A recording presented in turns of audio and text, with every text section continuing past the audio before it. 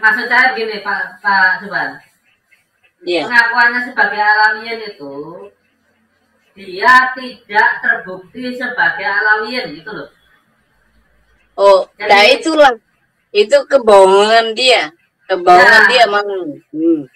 Jadi di dalam anggaran dasarnya disebutkan begini. Menjadi wadah penggerak dan mempersatukan seluruh keluarga Alawiyin di Indonesia. Nah, padahal dia bukan dari Alawiyin kan? Iya. Nah, itu bohong namanya. Nah, kalau kasus seperti itu bisa masuk pidana atau perdata atau gimana Pak Subhan? Ini karena organisasi, maka sebaiknya diperdatakan. Oh, gitu. Nah, nanti di dalam petitumnya kita minta agar negara melakukan tindakan keimigrasian.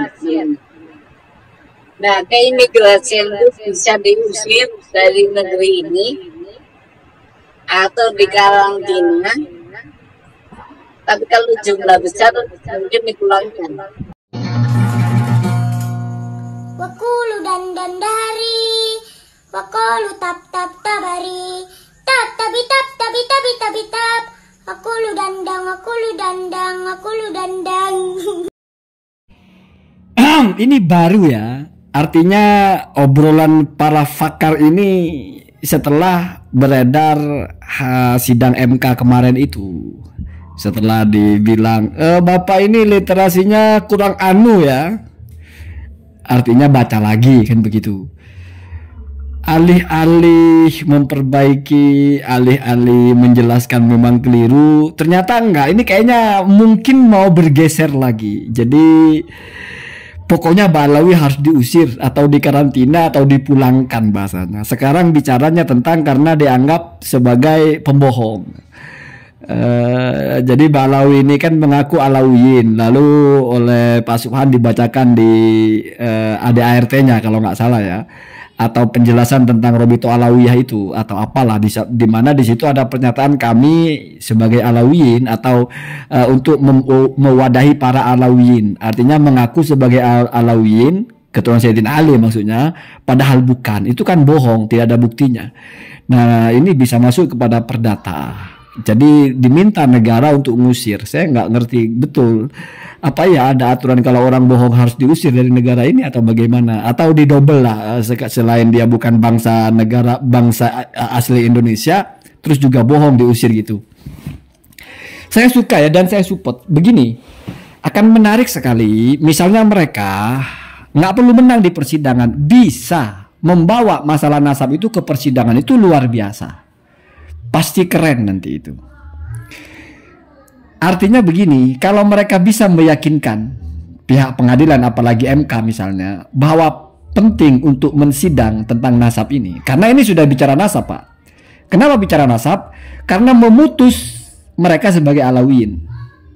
Itu namanya sudah memutus nasab orang kan. Ya pikiran mereka ini kan karena tidak punya bukti kan begitu. Ya silahkan orang berpikir apapun, cuman menarik itu. Saya justru sangat mensupport itu. Gak usah bicara usir-usir dulu, tapi tolong itu diangkat dulu ke pengadilan itu. Kira-kira pengadilan yang mana yang cocok untuk bicara itu? Apakah MK? Apakah pengadilan agama atau pengadilan umum? Ya pilih-pilih gitu ya. Digugat itu ya.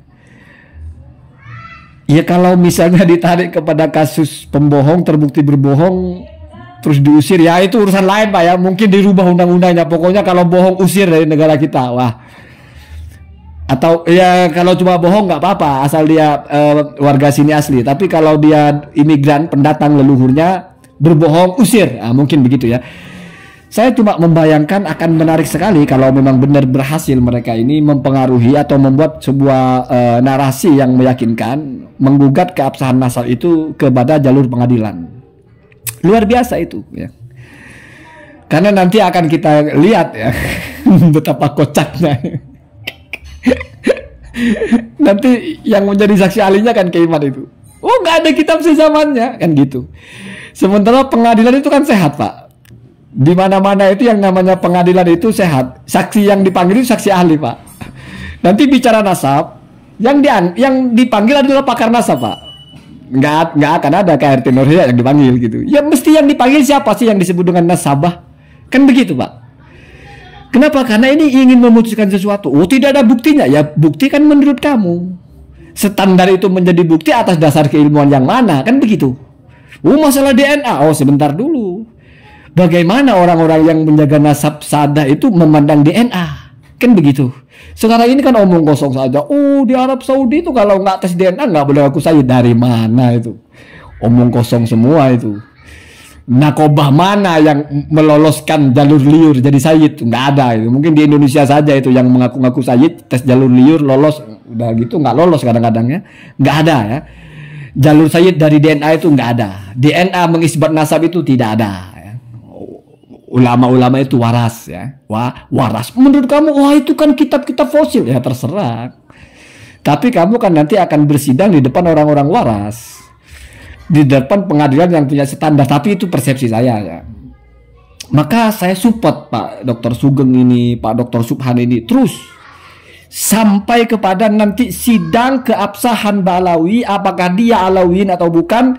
Ketok palu pengadilan. Penasaran saja ya, biar kita selesai, tidak perlu berdebat ya. Anggap itu sudah kepada hukmul qadhi yarfa'ul khilaf ya. Kalau sudah ada hakim yang memutuskan maka tidak boleh ada perselisihan lagi.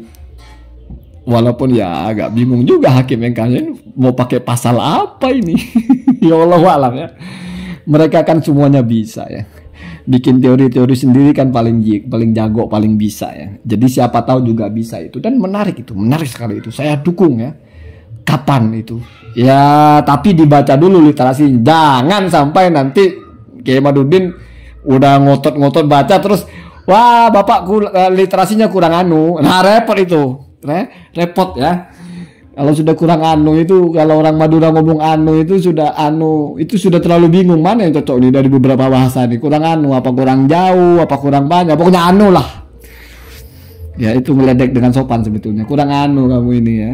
Jadi saya dukung angkat pengakuan Ba'alawi itu sebagai Alawiyin, angkat ke pengadilan itu, angkat ke persidangan itu.